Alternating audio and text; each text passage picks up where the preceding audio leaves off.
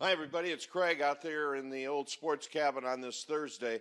This daily is dedicated to all my relatives who didn't live long enough to see the Cubs do much of anything. My mom, her twin brother Max, who was a great Cubs fan. Of course, my father, my grandma, my grandpa, and my kid's grandmother, who is still alive, and I'm sure stayed up very early this morning watching her Cubs celebrate in her 90th year. They finally got it done.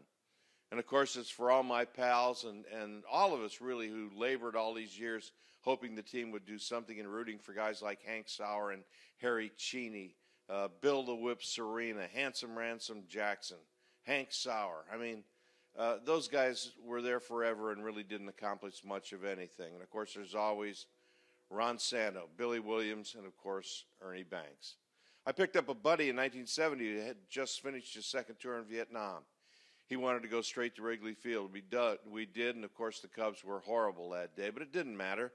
We sat in the bleachers, we drank warm beer, we ate cold hot dogs. It was just the idea that the Cubs might do something, and now they finally have. And last night was typical of the torture that a Cub fan has gone through his or her entire life, except the Cubs won.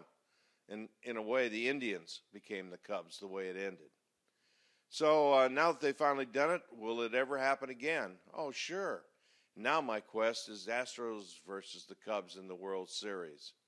Except you have to remember, if that does happen, you have to have an extra inning game with a rain delay. And please tell the pitchers, especially the relievers, throw strikes.